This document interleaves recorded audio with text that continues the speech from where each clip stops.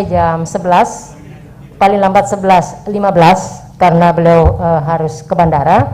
Oleh karena itu saya mohon untuk pertanyaan straight to the point. Silakan Prof. Armin, Pak Dekan FISIP pertama. Terima kasih Prof. Yang terhormat Pak Menko Polhukam, Ibu Rektor, dan semua teman-teman yang hadir. Menarik sekali ceramah Pak Menko Polhukam. Ini cocok. Prof ini saya mau undang kuliah tamu di Pemikiran Politik Indonesia, mata kuliah Pemikiran Politik Indonesia, karena saya kira ini memang perlu diluruskan sejarah pemikiran politik Indonesia ini, Prof. Baik, demokrasi itu dasarnya atau salah satu fondasinya itu adalah aturan, dan aturan itu harus dijunjung tinggi. Karena demokrasi tanpa dilandasi aturan main itu akan melahirkan pemerintah yang otoriter dan oligarki dan melahirkan masyarakat yang suka anarkis. Jadi Indonesia ini prasyarat demokrasinya tidak dipenuhi, Pak. Baru kita berdemokrasi. Karena prasyarat demokrasi itu minimal 4, itu equality, menghargai aturan main, bertoleransi terhadap perbedaan, dan kelas menengah yang kuat, ekonominya yang kuat.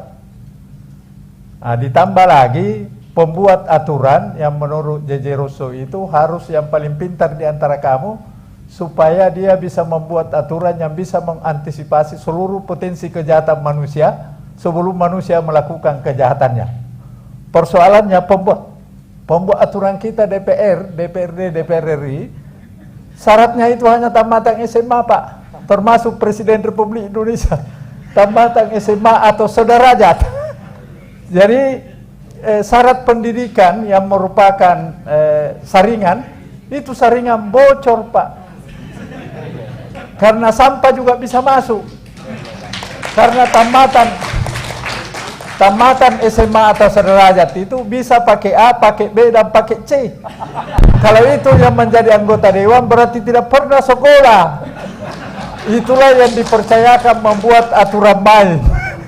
Jadi kalau aturan yang dibuat itu buruk, bagaimana mesti dijunjung tinggi oleh masyarakat? Nah, itu persoalannya. Jadi saya kira persyaratan jadi anggota dewan dengan presiden, bupati, gubernur ini harus diperbaiki, Pak. Jadi kalau mau jadi pemerintah ya sekolah. Jangan naikkan baliho, sekolah dulu. Nah, ini yang kedua, voting memang pilihan terakhir dalam demokrasi. Saya setuju itu, karena memang tidak mungkin semua orang sepakat karena kepentingan yang berbeda-beda. Persoalannya, apakah orang yang mau voting ini berangkat dari Pancasila, yaitu hikmah kebijaksanaan dalam permusyawaratan perwakilan? Karena banyak anggota DPR bukan hikmah kebijaksanaan, Pak, tapi hikmah keuangan. Baru bermusyawarah. Akhirnya lahirlah aturan-aturan yang melahirkan diktator mayoritas.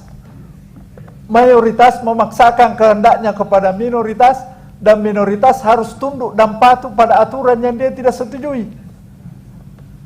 Karena itu salah satu ketidakadilan yang sangat vulgar dalam demokrasi adalah kita harus tunduk dan patuh pada peraturan yang kita tidak pernah ditanya apakah kau setuju dengan peraturan itu atau tidak.